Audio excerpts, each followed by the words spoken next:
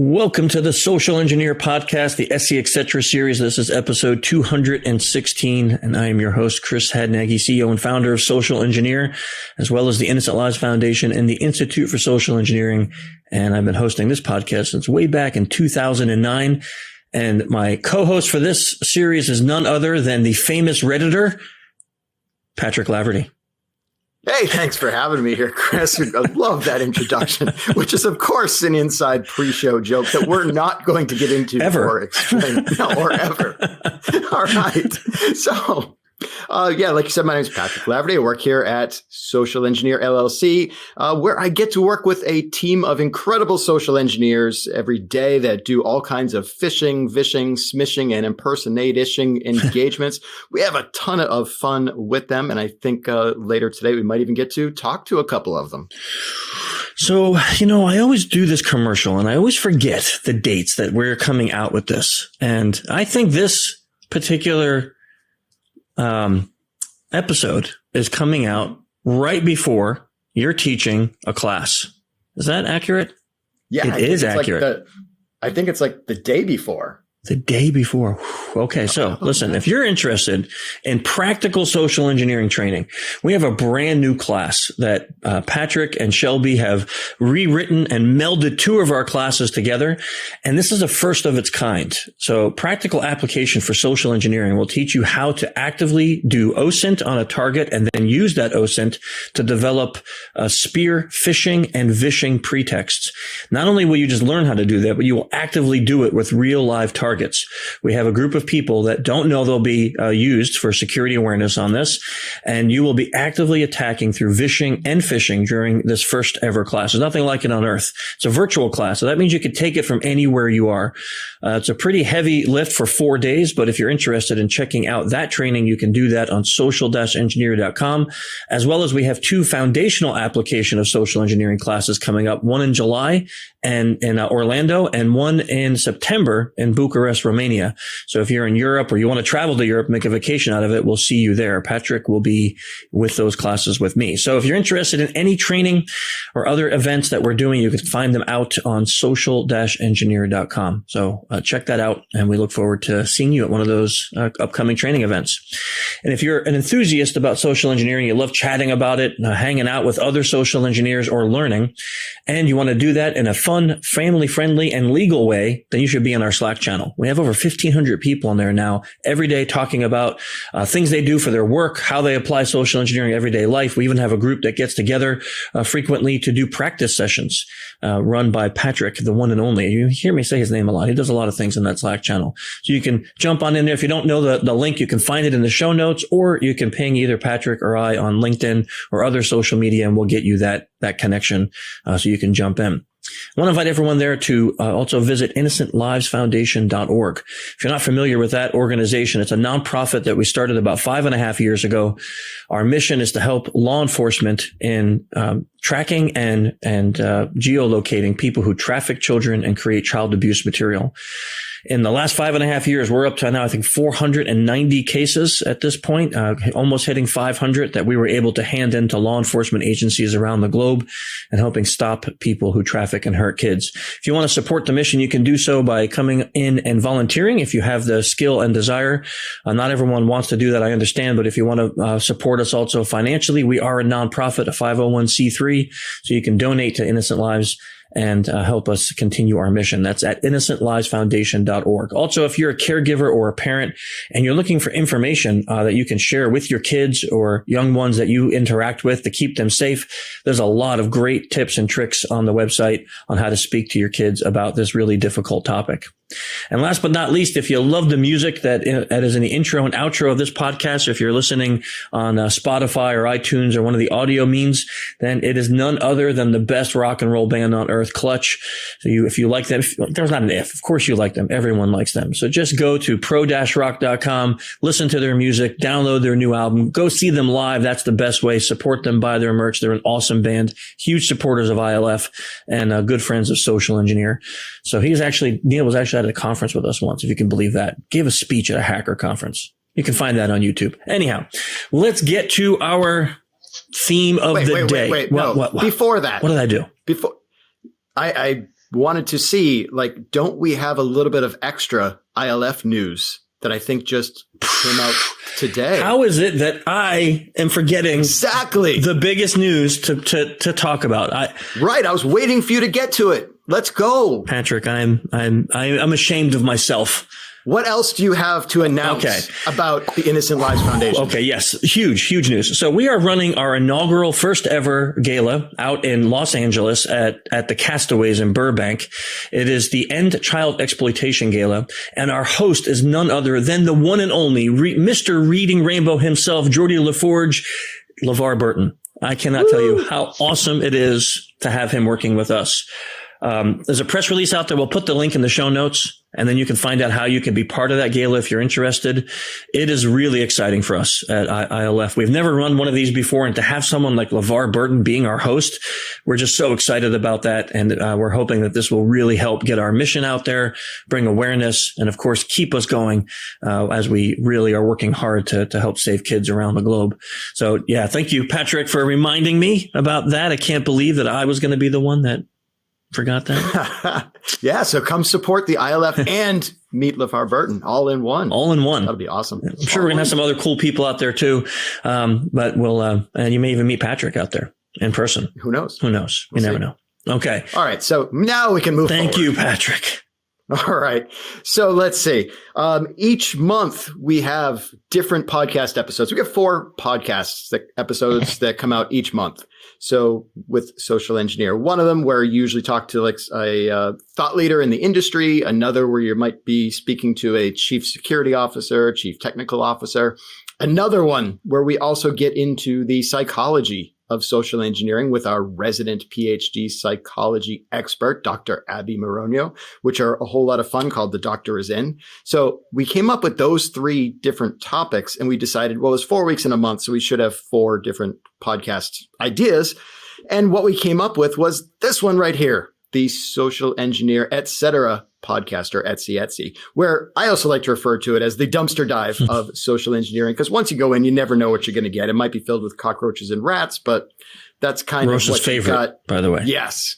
And also, I think Rosa has not actually done a dumpster dive yet. What? So that's probably something we need to fix that problem, Patrick. We need to fix that problem. Yes, especially the roachiest ones. Yes. We'll see how not that looking goes. forward to that. I heard I'm looking forward to that. Didn't you hear that, Patrick? I did. Yes. Yeah. That's really what I'm also looking forward to. So. All right. So with this episode or this Etsy, we can talk about anything. If anybody out there has suggestions for us, let's hear them. Please. We've even taken suggestions from people before and done episodes about those types of things.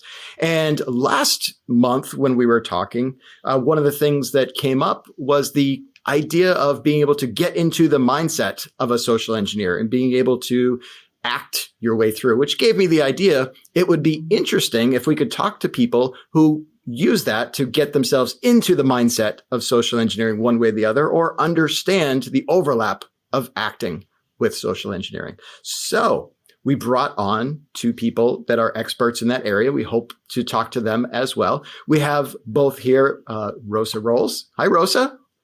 Hey, pleasure to be here. And Mr. Curt Klump. Welcome, Curt. Thank you. Hello. Pleasure to be here. I think you should address him as Sir Klump. Oh, God. Please don't. Curt, for the benefit of our listeners, what is your role here at Social-Engineer LLC? I am a human risk analyst, so I do hundreds of phishing calls a month. I also I do OSINT, I do some phishing, and I am the podcast producer. So if you've listened to these podcasts anytime in the last 5 months, just know that I am lurking in the background. Curt had his hands on each one of them. Everyone. Rosa, also for the benefit of the listeners, do you want to tell people a little bit about who you are here at Social Engineer LLC? So I'm also a human risk analyst, do lots of phishing. We also do OSINT, phishing. We come up with a lot of cool pretexts for our phishing campaigns. And I also write content for our website, which I really enjoy. Excellent. All right. So I remember last month when we were doing this podcast, one of the things that came up in my head was remembering a conversation that I had with Rosa, where she said that sometimes to get into the mindset of the pretext that she is doing during vishing, or to get into her persona's head, she'll even sometimes go as far as getting dressed as she thinks that person would actually do. Rosa, am I remembering that correctly? Is that something that you still do? And if so, why? Can you talk a little bit more about that? Yes, so that's something that I still do. And basically, the idea behind it was when I first started doing vision calls, I found it really difficult to build rapport with someone and get really friendly with them just to get their credentials. It just made me feel a bit guilty and not so good after the call. So I figure, how can I continue to do these vision calls and not feel as guilty? So a way that I came up with is, what if I convince myself that I really am Sally from HR? And one way of doing that was by dressing the part. So instead of just doing the calls dressed in my pajamas per se, or in sweatpants and sweatshirt, I just started dressing a little more professional, and that just helps me get into the character. And during the call, I just believe that I am who I say that I am. So that way I don't feel as bad about getting their credentials per se, because I really am either a person from IT or someone from HR, and then I'm just there to help them. So that helps me build into my pretext. There's a lot of psychology behind that, actually. There's an interesting study that was written. I'll have to get the paper and the link, and then we can put it in the show notes, but it was entitled Enclothed Cognition. And these researchers wanted to see if exactly what you just said, Rosa, actually could be proven scientifically, that what we wear and how we perceive what we wear, does it affect how we act, and even maybe what we do with that action. So they took groups of students, and in one group, they told them that this white coat they were going to wear was a professor's coat, a lab coat, so like a doctor. And then they had the same exact coat, and they told another group of students that it was a painter's coat. And they gave all of these students the same exact test to take, and rated how fast they were, how long it took them to complete it, and then grading. And what they found, hands down, is that in the cases where the students believed that they were wearing a painter's coat, their scores were lower. And they were slower at taking the test, whereas the professor's coat, their scores were higher, and they completed the test quicker. So, and they were, confused. They kept doing this over and over, and then interviewing them afterward. And it was almost even the way they spoke after the tests seemed to indicate that they felt better about themselves when they perceived themselves as someone in a higher ranking than someone in a blue collar. And not saying, and this study wasn't saying, oh, painters are slower and dumber. That wasn't the case. It was the person's perception of those clothes. So I really love that you do that, because how we dress for work could really affect how we act in a vishing sense when you're trying to play that role. That's really a fascinating way of going about it. That really is fascinating. I was not aware of that study, but I can tell it definitely helps me with how I come across and how I deliver the pretext, for sure. So how did you determine, what did you do to say, okay, this is what Sally would dress like? Like, it's not like there's a HR outfit, Right. So I worked in hotels for many, many years. And I worked in an office, and I was very well acquainted, not only with the accounting office that I worked with, but I also dealt with HR, the front office staff. So I just thought about, what would a professional person wear in an office setting? And basically that's what I wear every day.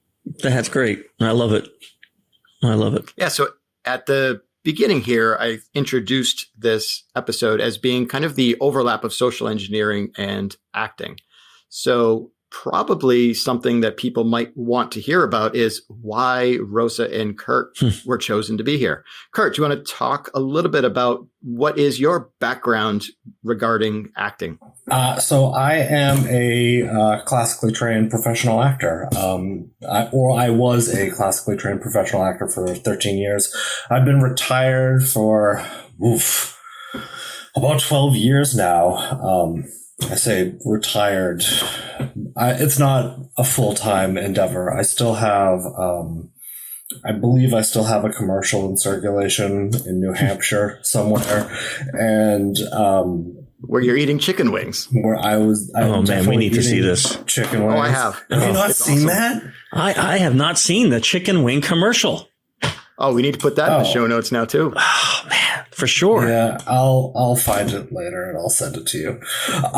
Yeah, I have a Kino. Can I say Kino on the podcast? I think so. Why not? We did. Yeah, I have a Kino commercial where I eat chicken wings and play Kino, and Yeah, it's great. and just friendly and wearing plaid. It's very New Hampshire. Kino wants to sponsor us. They can call us, and we can have you do a commercial for them on the podcast. Yeah, do it, Kino.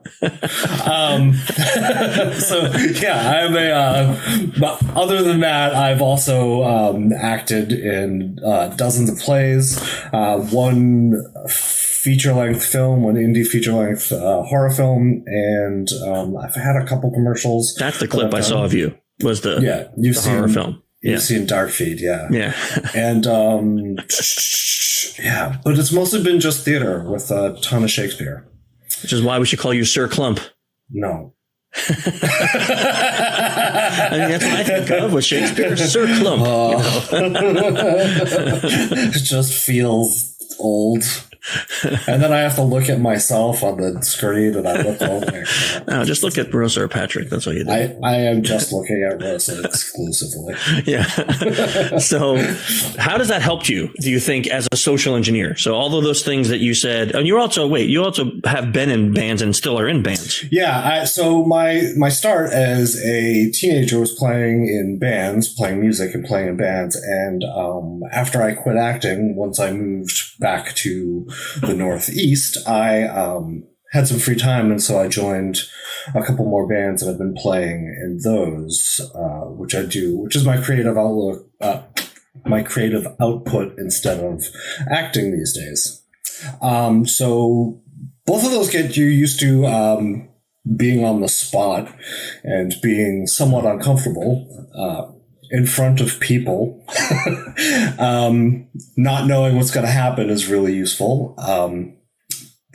The big things are, for me, is learning how to stay in character and play the character's objectives.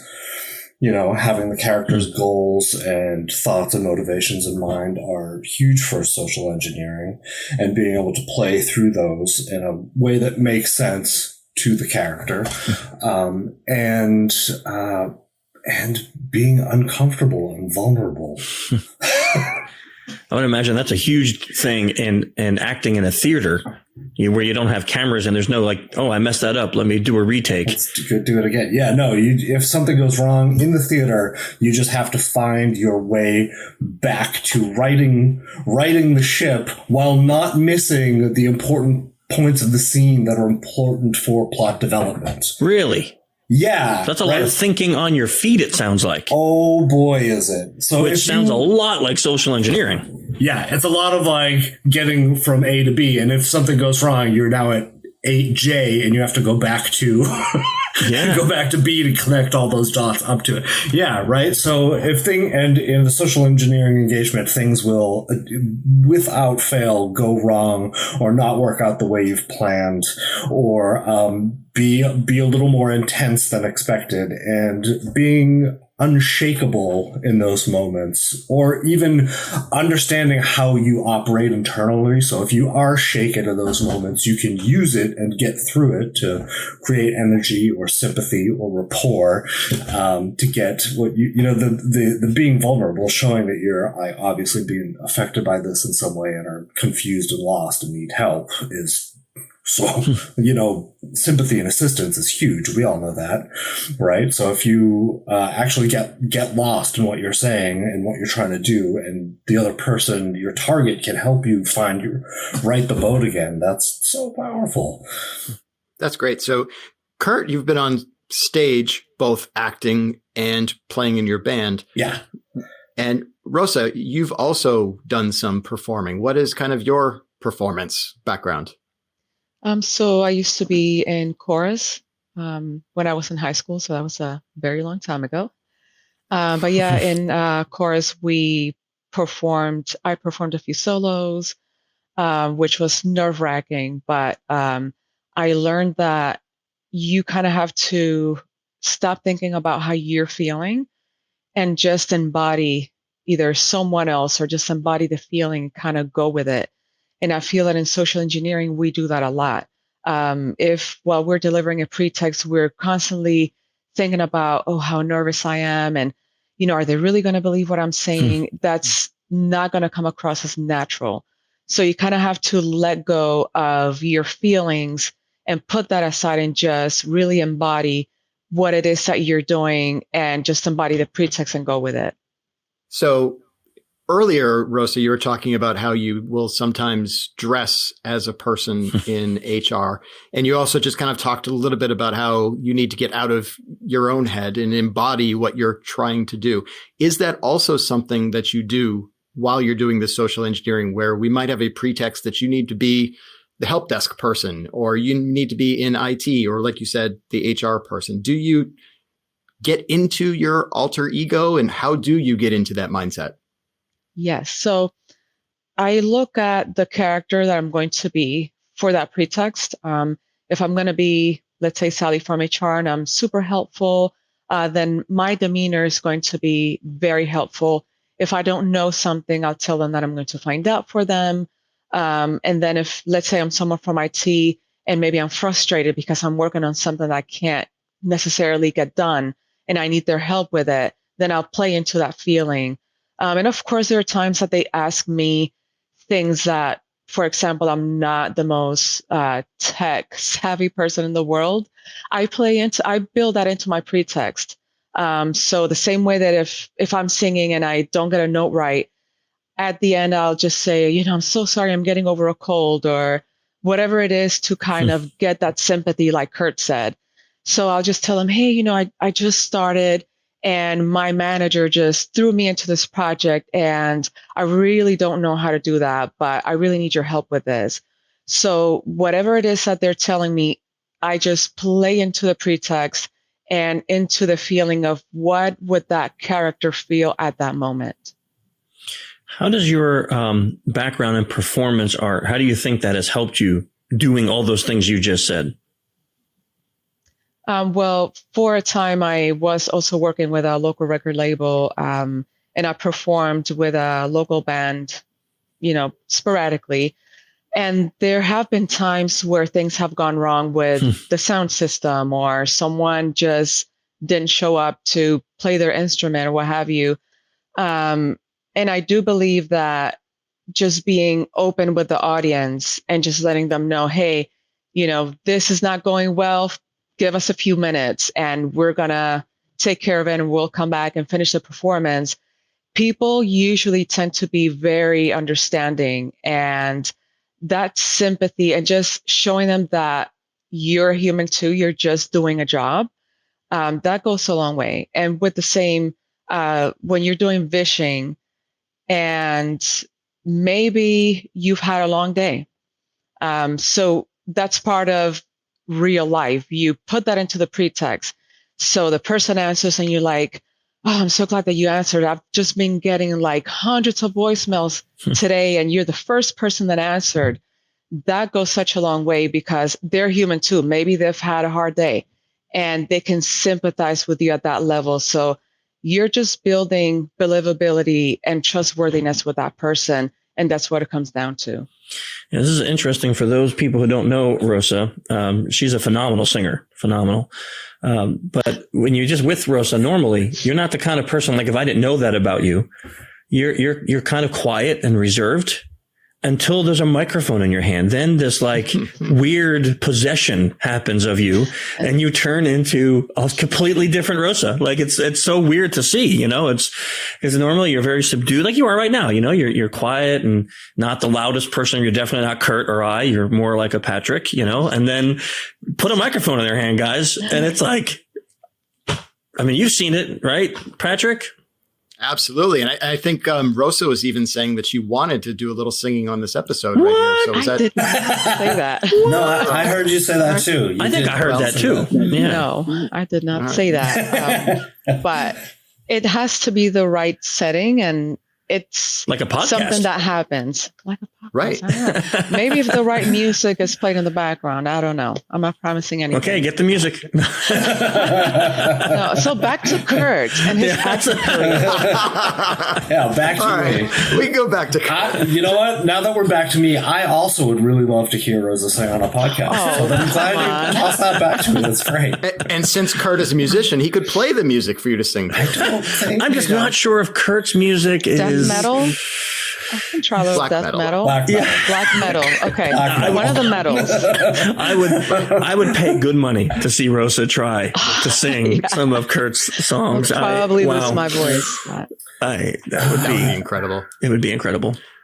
But Curt, I think you have a slightly different way of getting into your characters. I think you even have like multiple personalities. Is that? Yeah, I do. I have, dissociative personality disorder. Yeah, that's great. So you need to have I don't. you need to have background in performance art and a mental disease to work here. A personality disorder. Ah, that's great. I love it. We're really we're pumping up the amps for people wanting to come here now. Yeah, it's great. Great. You need to be certifiable.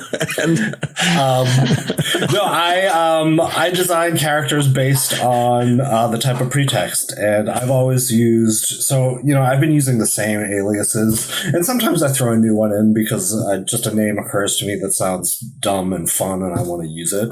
But for the most part, I have all my aliases have individual roles, right? So like, Doug is always an IT guy, Grant is always HR or something non-technical. Tim is kind of like a trash can miscellaneous pretext alias. Currently my favorite name to use, but I just kind of throw whatever at him. He's just I've run out of ideas for Grant and Doug, so Tim gets it. And yeah, that's it right now. I used Dan Timmons for a while, but back then the client we were calling actually had a Dan Timmons in there. Employed there, and I had to stop using it. And I really liked that one. Maybe I'll resurrect Dan for more HR work. that's interesting to have a name that you made up, and it's a pretty good name, and it doesn't sound very common. Like you didn't choose Smith or something like that. Yeah, and then no. the client has an actual Dan Timmons working there. Yeah. So the first time I said I'm Dan Timmons, and someone looked me up, and they were like, "And you work in which department?" And I was like, "Hey, HR. I'm Dan Timmons, the HR guy." And they're like, "It says here you're a branch manager." And I said, "Excuse me." You're like, oh crap. Yeah, and I think I was a little paralyzed. And, because after the fact, it occurs to you to say, like, oh, I used to be a branch manager, but a couple months ago I changed to an HR role. Now I'm in HR. That's my career trajectory. It's like, bam, straight down. I got bored of being a manager of a bank. Now I'm just I doing. really hated that high pay, so I wanted to come over to HR and do So now I'm working for $15 an hour as an assistant to Carly, whoever. Dude, if anyone can, Anyway, give me your password, bro. I really believe it's you. No. If you just say something confidently enough, and it can be stupid, sometimes people either believe you or they're so nonplussed, they don't know what to do, and they just move on to the next thing. But if they're looking me up, right? Like I'm on the path to being shut down. They've done the right thing. They've tried to verify me. It's very rare that someone verifies you and then goes on to just tell you things they shouldn't. Well, happens. Yeah, not very rare. It's rare enough, but usually it's if not common. They've started the verification process, this call is about to end, or be 20 minutes of verification while I sit there and like suffer. Try to tell them a million times why they can't find me in 30 different directories while staying in character and not saying bro because I don't exist, which is what we never want to do. Right. Yes. Yeah, Rosa, Curt just alluded to the never break character rule that we kind of have with our pretext here. Can you talk a little bit about what that means, that we never break character when we're doing some of these phishing calls? Right. So there are times when people try to verify us relentlessly, and they will not let you get off the phone. And it can go a couple of ways. There are sometimes they'll ask you, is this one of those scam calls? Or is this one of those phishing calls? And I'll just tell them, I haven't heard about that. Didn't you hear they're doing that now? We're getting phished or we're getting vished, and it's part of a training. I'm like, really? I haven't gotten one of those calls yet. And they're like, oh yeah, you're going to get one soon. And then I'm like, oh man, so how do those go? Let me know so that I can get ready. And then, they'll tell me, oh yeah, someone will call you and they're going to ask you for this and for that. And then we'll continue the conversation and we'll build enough rapport where in the end, she or he will give me the credentials. Or they'll just tell me right off the bat, I know this is one of those calls. I'm not going to give you my credentials. As a matter of fact, I'm not going to answer anything for you. And then as they're trying to verify us, we'll ask them, oh, well, maybe I can look you up. Just give me your username. And then that's another way that we'll build rapport, and they may give us their username. There are times though where they'll keep us on the phone to the point where it's like, okay, please just let me go. They're like, I know who you are. I know what you're trying to do, but we cannot break pretext no matter what. So at that point, after, like Curt said, I don't know, whatever, 3, 4, 5 minutes into the call, I'll just tell him, hey, you know what? I have a meeting to go to, and my boss just pinged me right now. So I'm sorry, I really have to end the call. But we still don't break the pretext. So it can be challenging at times, but with practice, we continue to be whomever we say that we are. And that's another technique that may help us to get the credentials. And that's something that we tell our clients all the time. Whenever the call is not legit, or if they can't verify, they need to end the call right away. Yeah. Because that may be a way for us to continue the conversation, continue to build rapport, and get the information that we're looking for. And even if we don't get the flags we're looking for, every time someone goes to look us up in a new directory, if they mention the name of the directory, that's like OSINT that I'm just storing to use on the next call to sound more legit. So I fail verification once, maybe try something else, but like after 2 times of trying to verify someone who doesn't exist, you've done your due diligence. Hang on. I once had a guy who couldn't verify me, and same thing you guys are saying, 5-6 minutes, he's looking at all these databases, and then he's like, I know you're a scam. And I'm like, I don't know what you're talking about, sir. And he's like, but I know it. I'm like, then what should you do? I'm almost trying to and he's like, I'm going to tell you what I'm going to do. I'm going to come to your house and I'm going to kill your dog while you watch. That's what he said to me on the phone. And I was like, okay, well, I said, since you can't even verify me, how do you know where I live? He goes, oh, I'm going to find you and I'm going to kill your dog and you're going to watch. I'm like, okay, well, me and my dog Lucifer will be sitting here waiting for you. So if you would like to come over, he's really hungry right now.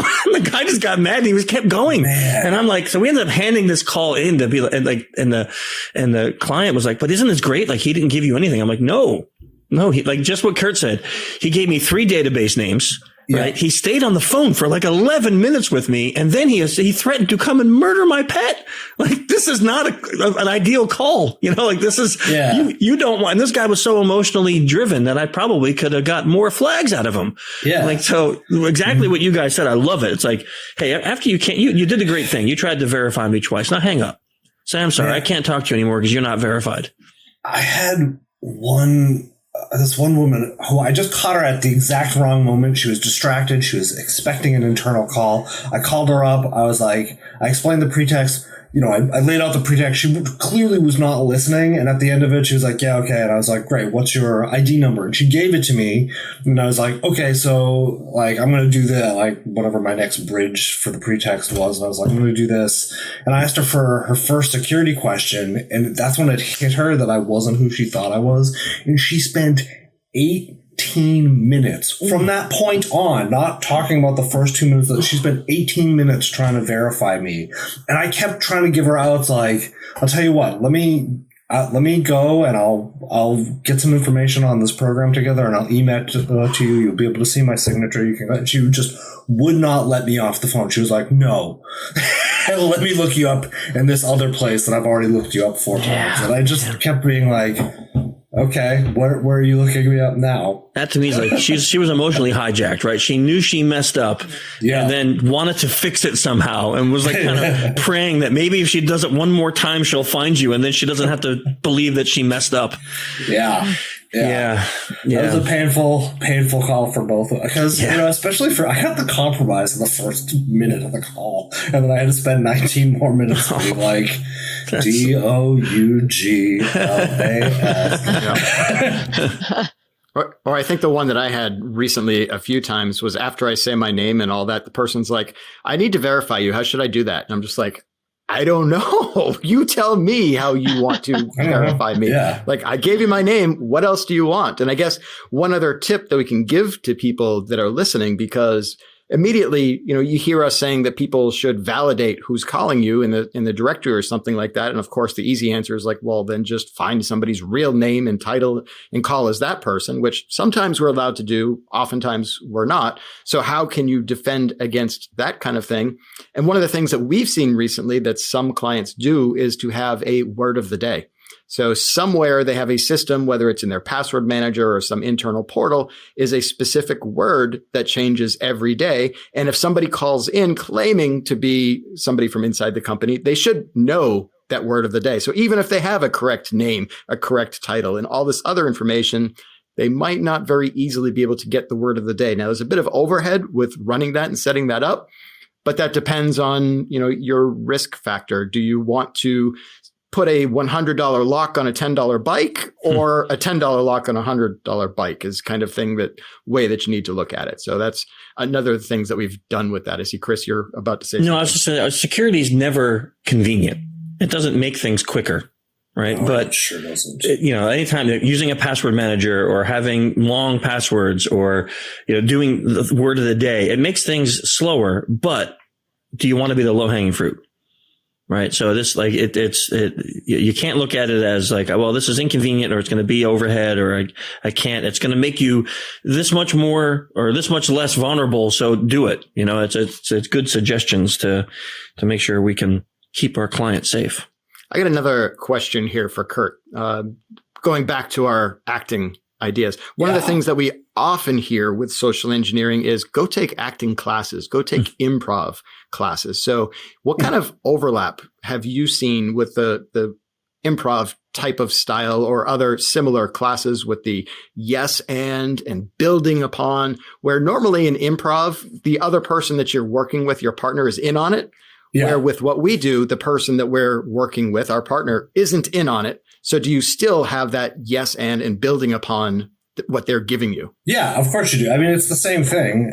Even in an improv class where the other person is in on it, you still don't know what they're going to say. You don't know what they're going to offer. You don't know what they're going to do, right? And you have to just accept and move with what they give you. So it's the same for social engineering, except the other person isn't in on it, right? You still have to listen to them. And if you're saying no, that's not it, they're not going to want to do anything for you. Like people don't like hearing no, even when I call as an IT guy and someone's like, oh, are you calling about that ticket I just put in? I say, actually, I'm not, but tell me about what's going on and I'll see what I can do. So I know that I can't do anything, or sometimes there might be a rare opportunity where I have a suggestion that will help them out. But as long as I listen to them and tell them, so that's not my area, but I have a colleague who will help you with that because they already put in a ticket. Someone's calling them back soon anyway. And I say, I will have someone look at that and get back to you. Because I've listened to them and I've listened to their problem and I've tried to work on it with them. I, like Rosa, I'm also not technical at all. I am, aside from acting and music, my other employment background is like construction. So I'm a gorilla. When they tell me technical things, I just like, yeah, awful. Sorry. But I still try to listen to them and like troubleshoot as best I can. And then I say, I really don't know how to solve that for you. Someone will get back in touch with you. And I built all that rapport by trying to, help them and work with them on their problem, that now when I say, so this is the actual reason that I'm calling about, they're a little more willing to listen to me, right? They're a little more willing to, because I played yes and with them. Now, quid pro quo, they have to play it with me. Also, and I forget his name. The guy from Sneaky Rats says that Impro, the book, was written by Keith Johnstone, the godfather of improv. He calls that book the book that teaches you how to be a social engineer. And that's like the only acting book I've ever read. And that like made my acting like improved exponentially from chapter 1 to the time I read it. And, I'm not an improv guy. I wasn't an improv actor. But the idea of listening to your scene partner, paying attention to their body language, knowing what's going on, being present for it, all helps. And, if you're doing, and this is where just learning regular acting and regular scene study can help too, because if you're doing, a year's worth of vision calls with the same pretext, it's gonna get stale.